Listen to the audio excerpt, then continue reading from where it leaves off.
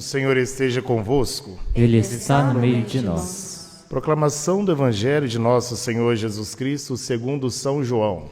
Glória a vós, Senhor. Depois de lavar os pés dos discípulos, Jesus lhes disse: em verdade vos digo, o servo não está acima do seu senhor, e o mensageiro não é maior do que aquele que o enviou. Se sabeis disso e o puserdes em prática, sereis felizes. Eu não falo de vós todos. Eu conheço aqueles que eu escolhi, mas é preciso que se realize o que está na Escritura. Aquele que come o meu pão levantou contra mim o calcanhar. Desde agora vos digo isto, antes de acontecer, a fim de que, quando acontecer, creais que eu sou. Em verdade vos digo, quem recebe aquele que eu enviar, me recebe a mim, e quem me recebe, recebe aquele que me enviou. Palavra da salvação. Glória a vós, Senhor. Que pelas palavras do Santo Evangelho sejam perdoados os nossos pecados. Amém. Amém. Caríssimos irmãos e irmãs, presentes aqui neste santuário, mais uma vez quero cumprimentá-los pela graça de podermos rezar juntos essa Eucaristia.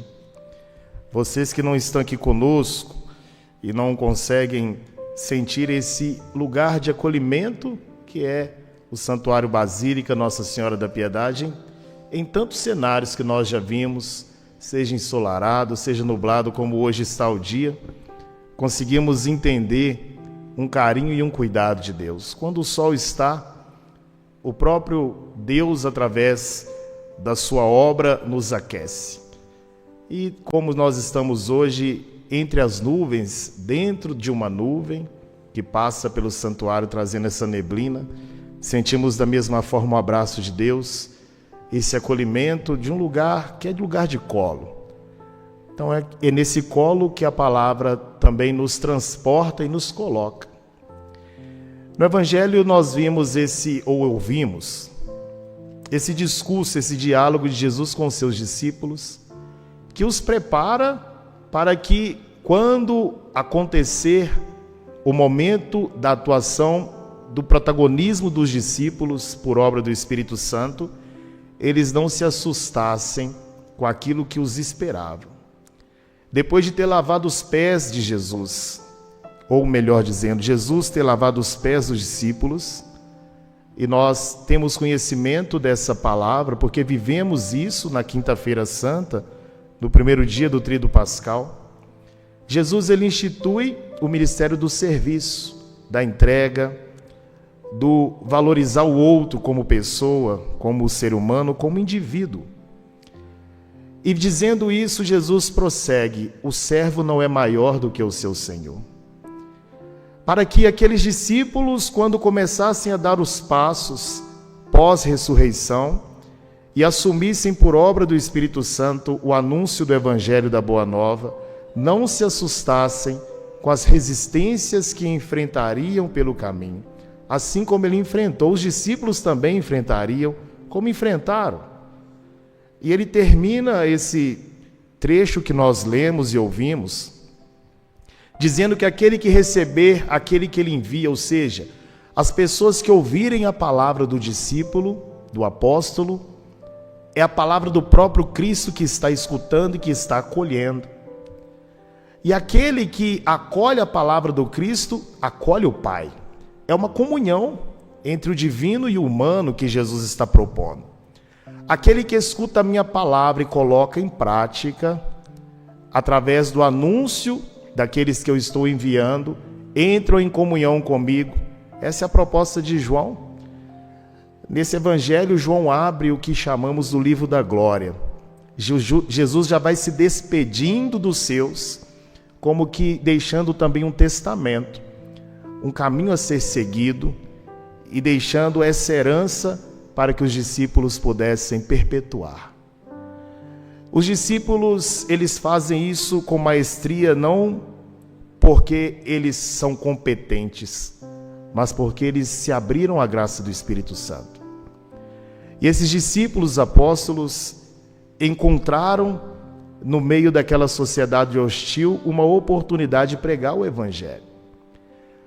Quando nós voltamos o nosso olhar, o nosso coração para o livro dos Atos dos Apóstolos, que tem nos brindado por esses dias sendo a primeira leitura, nós encontramos discípulos no primeiro momento amedrontados, mas a partir do momento de Pentecostes, Pedro, que tem a primazia, porque foi com ele que o Senhor deixou as chaves do céu e a autoridade da igreja, Pedro assume a responsabilidade e faz uma grande pregação querigmática no capítulo 2 do livro Atos dos Apóstolos.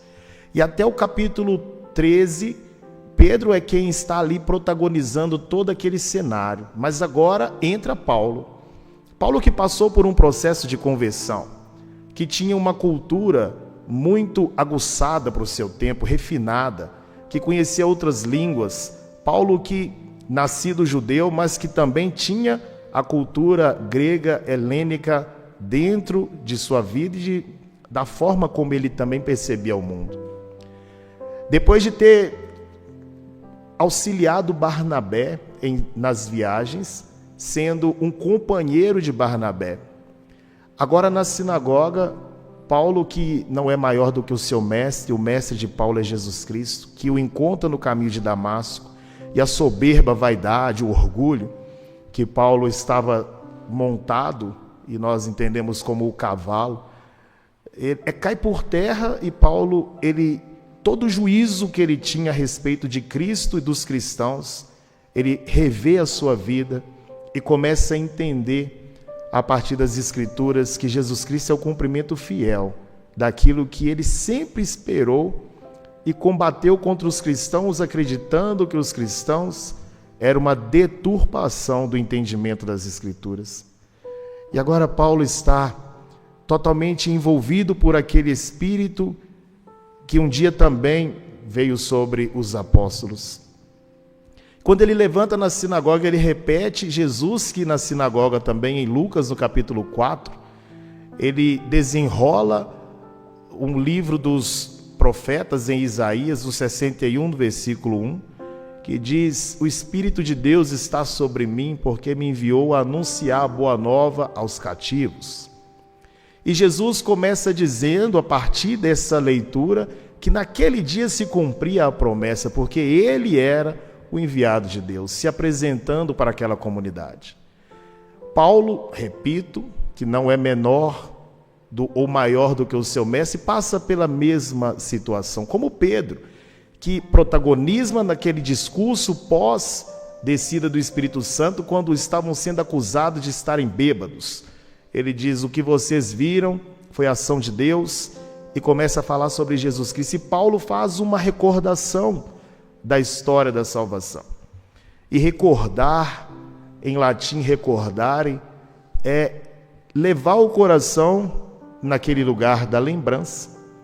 Então, quando Paulo, sabendo que para os judeus a memória é algo fundamental para a preservação de sua história, convida os judeus a fazerem essa visita na história, quando começando no Egito, dizendo: aquele Deus que retirou o nosso povo, que foi grandioso, numeroso no Egito, os fez passar por mais ou menos 40 anos no deserto.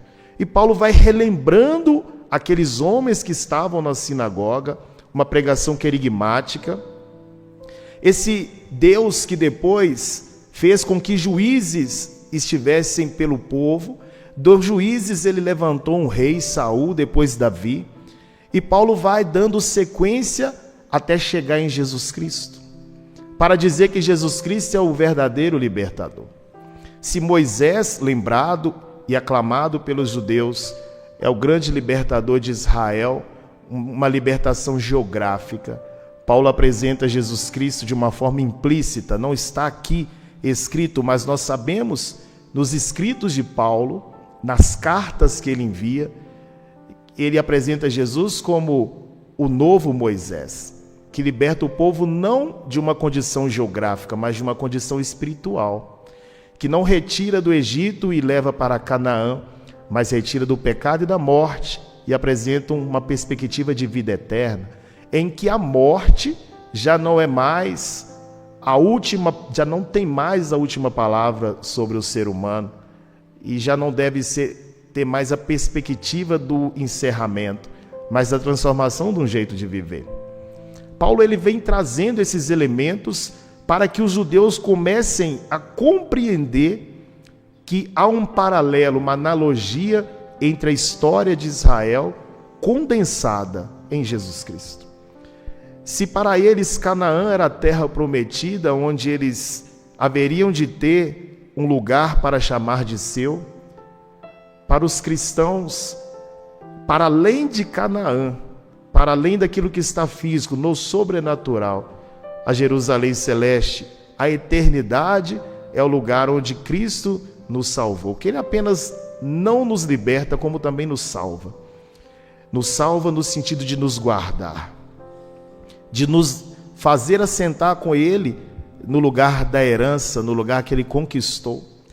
Paulo vem trazendo essas informações, e essa maravilha de recordar é o que eu e você precisamos também aplicar na nossa vida.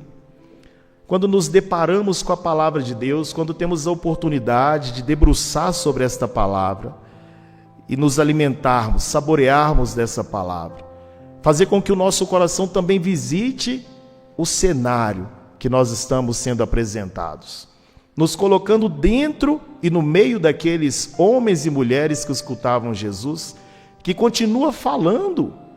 A palavra, embora esteja escrita, registrada, mas a palavra, ela não é morta quando ela é colocada em prática em nossas vidas.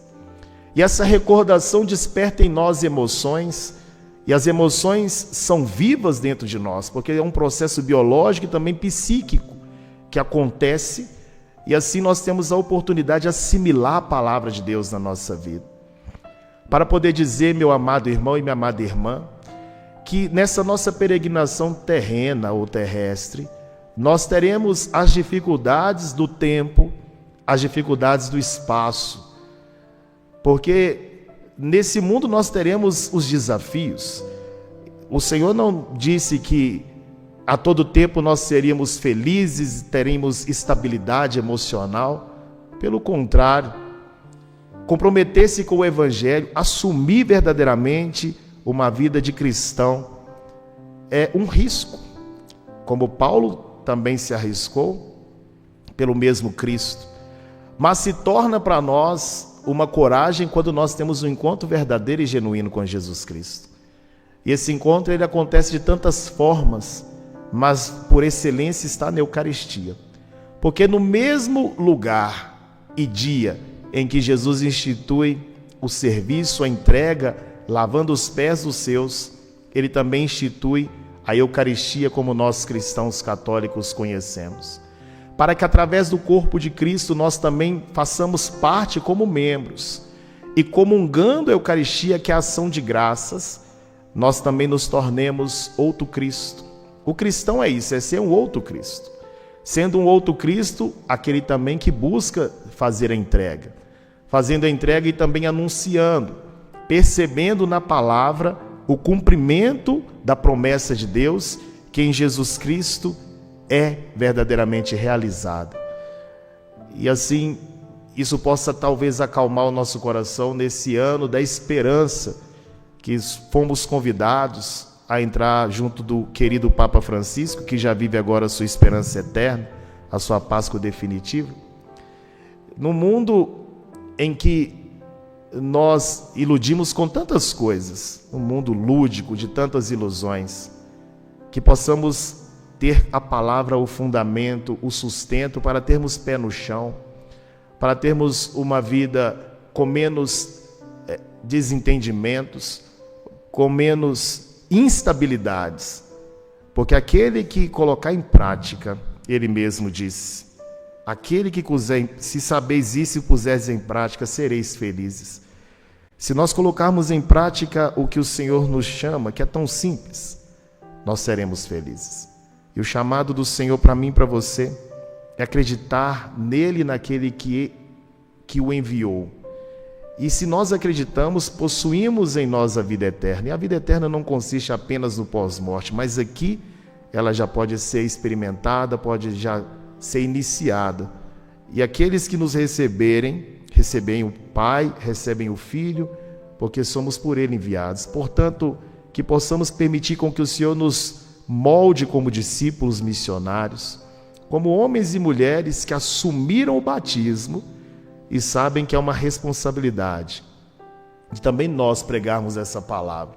Palavra que salva, palavra que liberta, palavra que dá condições da nossa humanidade, do nosso ser humano no tempo em que vivemos. Então não tenhamos medo das adversidades, das tribulações e daquilo que são os desafios inerentes a esta vida. Nós estamos de passagem, a pátria definitiva nos aguarda, porque na casa do Pai há muitas moradas, Ele nos diz. Mas enquanto aqui estivermos, que possamos viver bem, com leveza, com esperança, com fé e, sobretudo, com amor, que o amor não passará. Paulo também nos disse isso na carta aos Coríntios, no capítulo 12. Todas as coisas passarão, o amor não passará.